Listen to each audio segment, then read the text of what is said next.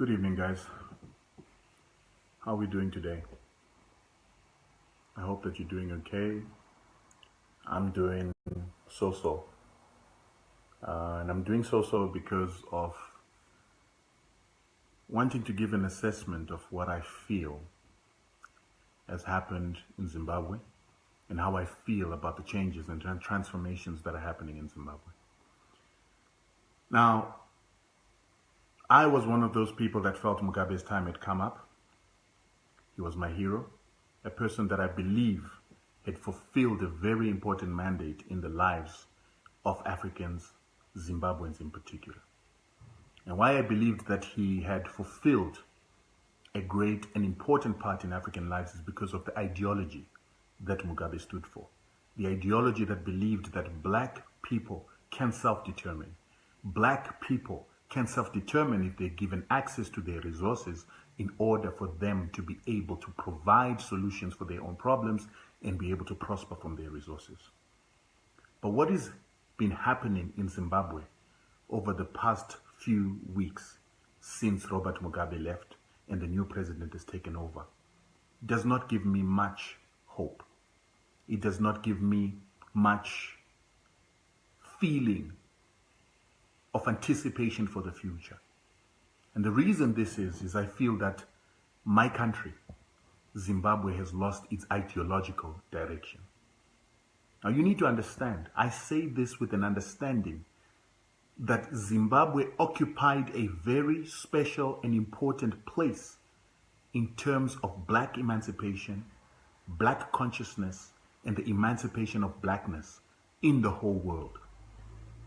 The number of people that I've spoken to in different parts of the world, black and brown people, who are saying, what direction is your country taking ever since Robert Mugabe left? A lot of people feel that we have betrayed the struggle and the fight that we've been fighting ever since we attained independence. There's many people that feel that the ideology of what ZANU-PF and Robert Mugabe stood for is now being betrayed by the new leaders that are now in power. I feel exactly the same way.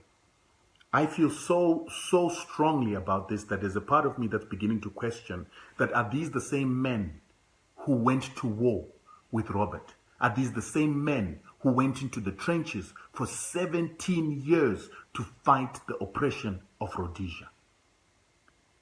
And I don't feel that these are the same men.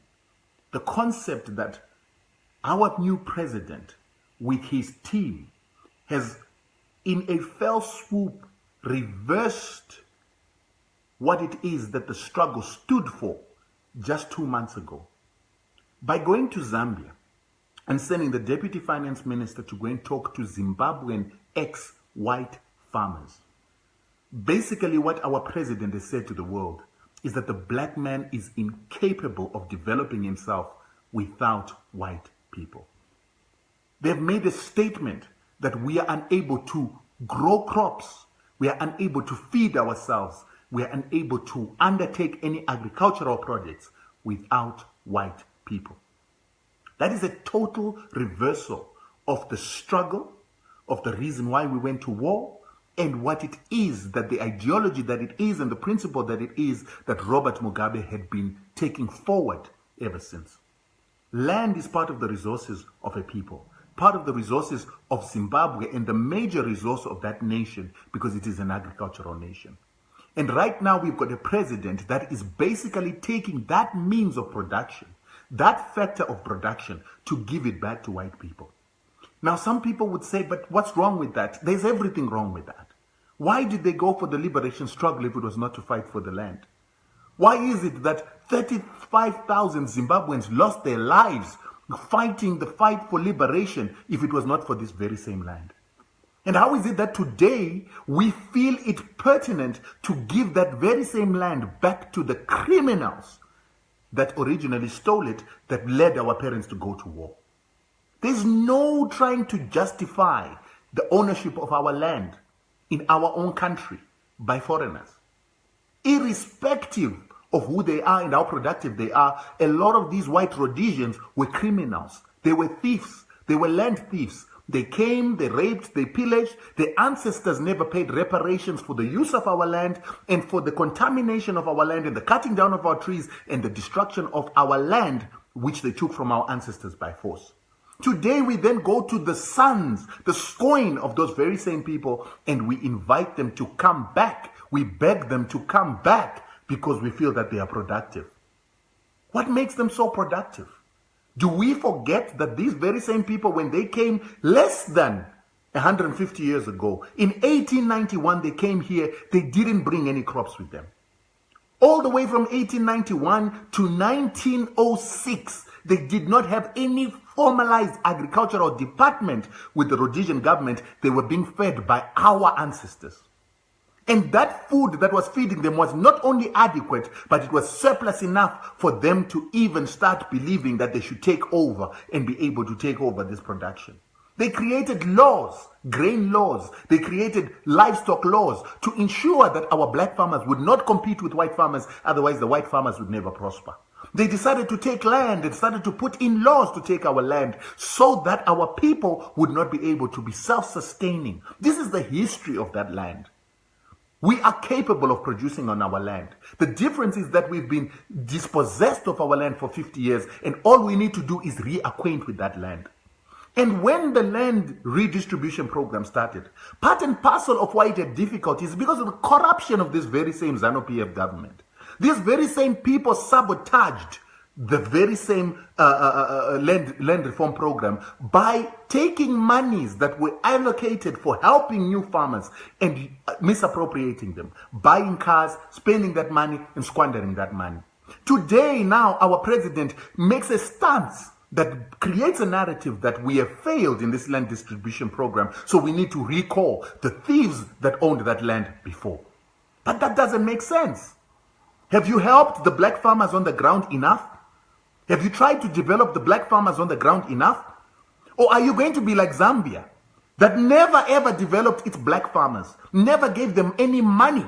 But the day that the Rhodesian left Zimbabwe, the day that the Rhodesian farmer went into Zambia, there was 100 million euros that were set aside by the Zambian government, given by the Europeans to give only to white farmers. But they never gave their own people the very same assistance.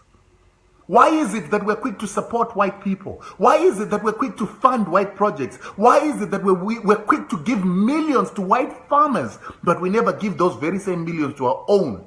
And why is it when the white farmer comes back, the very same ZANU-PF people who were corrupt to take monies that were supposed to help black farmers before will not take that money, and they will all put it into white farmers to ensure that the white farmer is productive? This mentality of our leaders is very destructive. This mentality of our leaders and these leaders who went into the liberation struggle is the reason why I believe now that we needed to purge ZANU-PF of some of these old men. Because these old men still have a slave mentality. These old men still believe in the worship of the white man. Even though there's theories upon theories and writings upon writings from people like Fanon that says that the white man will never build the black nation together with the black man. That is just not their evolutionary trait. It is not their evolutionary inclination. Domination and control is white supremacy for survival. They will never work to make the black nation succeed, and history tells us this. They never worked with Libya to make it succeed. They never worked with Nigeria to make it succeed. There is Boko Haram in Nigeria because they don't want it to succeed. They've never worked with Congo to make Congo succeed. Why?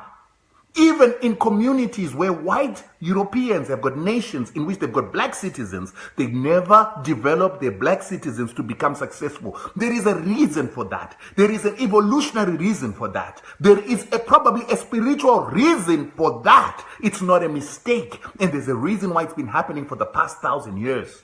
Our leaders must know this. Where is the ideology of understanding that there is a pecking order in the world in which white supremacy does not want anyone else to succeed except when they are controlling the resources and controlling other races? It is very pissing off to have our government sending officials to Zambia to go and beg white farmers to come back in a statement that says to the world that we have failed. At a time where Zimbabwe is the light, the beacon for the rest of the world in terms of black emancipation and restitution. We have taken a people, we are begging a people who took our land, whose ancestors stole our land, whose ancestors made an oath with the Queen of England to serve the interests of the white nation and to serve the interests of England. And we are taking those people back without them ever paying reparations for the war that we fought, for using our land for 90 years, and for taking us to war with our resources and our finances, and then leaving us with the debt of having fought our ancestors who wanted freedom. Today we then go and call those very same people, and we want to instead compensate them and then give them finance that we never gave our own people. Our leaders are dumb. And I am flabbergasted. And what annoys me worse is that our leaders have not sat with the nation. There was no public consultancy ever since Mnangagwa came in to find out what it is that the nation requires. He never consulted anyone publicly, the people of Zimbabwe, to say, what must we do? There was no reason to act quickly to try and make decisions about who we partner. What we needed is to organize ourselves, to sit down and talk as a nation. And before we go to Europe running, we were supposed to have our African leaders. Mnangagwa was supposed to go to our African leaders and sit with other African nations and say that this is a new direction, this is a new Zimbabwe, this is what we want to do, these are our problems, how do we fix them with continental partners before we start looking at Americans and the British? It is because of externalization of foreign currency, externalization of earnings from... Sorry about that. There was a call that came in. Sabotage of our nation by white investors and white Zimbabweans, Rhodesians that never felt a part and parcel of this country, that wanted to sabotage this country so that they could prove that they're the only people that should be let to run Zimbabwe. We are now falling into the trap of making these people feel that they're the ones that hold our destiny. Mugabe has been saying a black man can self-determine. Mugabe has been saying a black man can produce. Mugabe has been saying even if it takes us 50 years, it took you 90 years to produce the same output of maize that we produced in 1 year without the funding, without slave labor. Once a people lose their ideology, once a people lose their principle, once a people lose their self-identity, that people is doomed. Our leaders that we have in Zimbabwe now have no self-identity. They have no principles. They have no ideology. They are just people who believe in the neoliberal principles of money is king. Money is not king. Land is king. Dignity is king. Self-identity is king. Self-love is king. Collaboration, learning. Those are the factors that build nations. Mnangagwa is not the leader that this country needs. Mutsvangwa is not the type of person that should be advising our leaders. What we need right now is a person that is supposed to be bringing together the ideology of Robert Mugabe, bringing it to fruition and taking us to the next step, rebuilding. Mugabe deconstructed colonization. Mnangagwa is coming back to reinstitute colonization, to reinstitute the worship of white men, to reinstitute the dependency on whiteness, instead of him continuing the battle of allowing the black man to learn to provide for himself, the black man to learn to provide solutions to his own problems.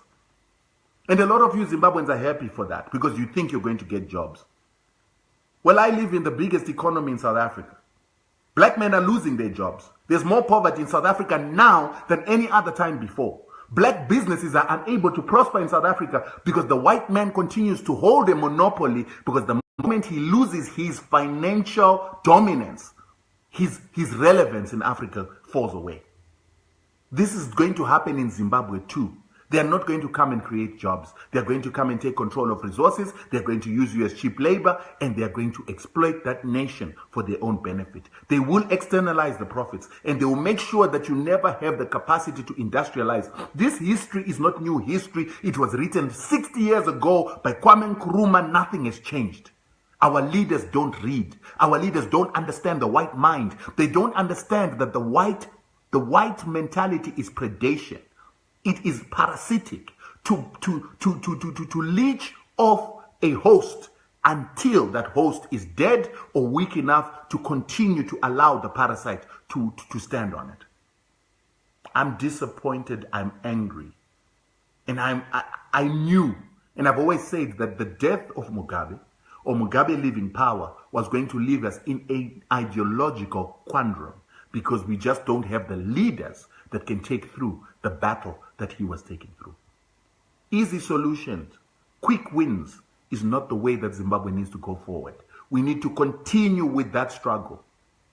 Even biblically, the children of Israel went through the desert for 40 years. There was a reason. They needed to get rid of their slave mentality. They needed to get rid of the mentality of worshiping the Egyptians and believing that they need the Egyptians to survive before they could go and build a nation. Zimbabwe has gone through 17 years of sanctions, 17 years of isolation. We still need another 23 years, particularly to get rid of this generation of slave-minded leaders who believe that the white man is everything. Money is not the most important thing in human evolution. Development, learning, gaining the capability to provide for self, gaining the ability for self-sustenance is the most important attributes that we need in Zimbabwe. I don't know. I just lost all hope. And what's ironic is that I'm not the only one who's lost all hope. The whole of Africa has lost hope. Even South Africa now doesn't know which direction to take with land restitution, because Zimbabwe seems to be saying land restitution will not work. Mnangagwa is saying the black man is incapable of producing, and we need the white man to produce for us. We need to be dependent on the white man for us to survive. But Asia is prospering without the white man. Why?